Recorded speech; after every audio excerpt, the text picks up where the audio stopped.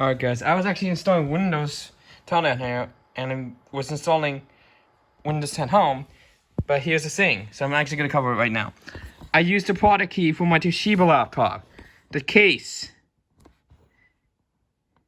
and wouldn't you believe it, it actually works.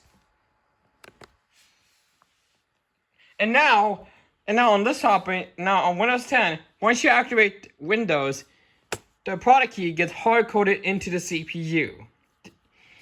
Even though the CPU is like old, like it's Atom, it was still hard-code the product key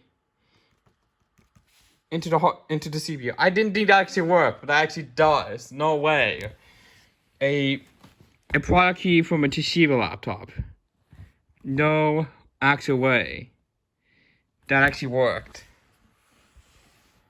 Now, one thing is, product keys can be used twice, then they stop working. So it's gonna be usable for the second time, but it's not gonna be usable after that. And if I take a look, yeah, it's just got it out because I kind of messed up the motherboard with the fan, so I wasn't careful.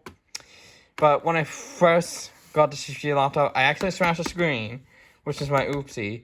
But one thing is, it had one of the best CPUs, i5. Better than my all-in-one PC, actually. That's for sure.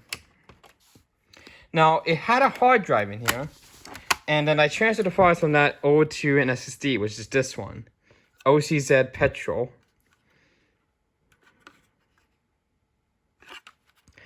Now, unfortunately, all the files actually got corrupted on this because it was on that laptop that had the working screen.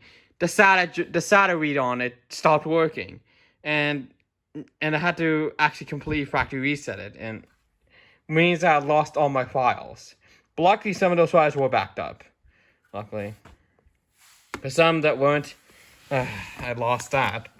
But I'm surprised that the product key from here works. And one thing is, this laptop had 1 gig of RAM, and I switched it out with a 2 gig of RAM, which is not that good for Windows 10. Knowing Windows 10 is like at least 4 gigs or 8 gigs, but that's actually the only one I had because this is it's DDR2, not DDR3 as I think.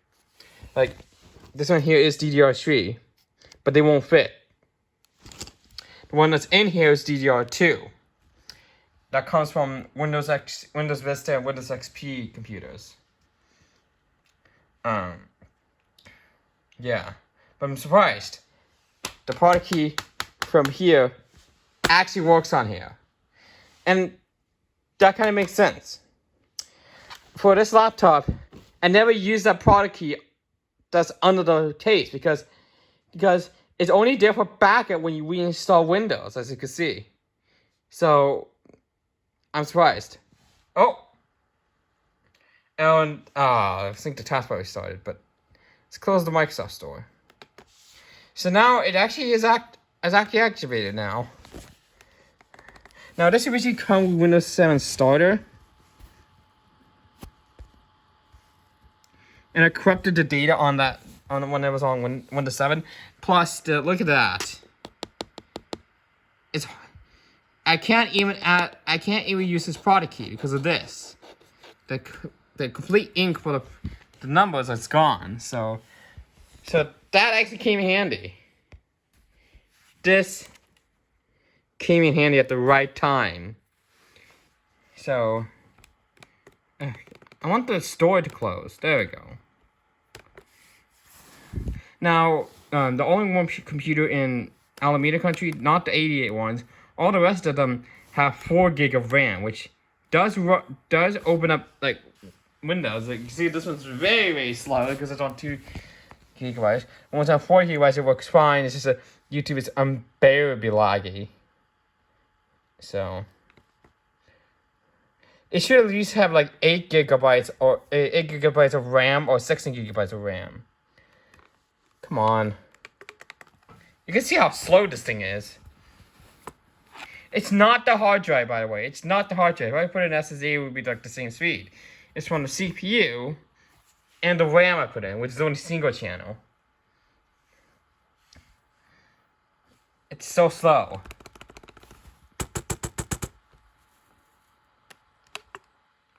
Oh, there we go. You got settings open. But yeah, just can't believe it actually worked. So, yeah, I'm surprised it works.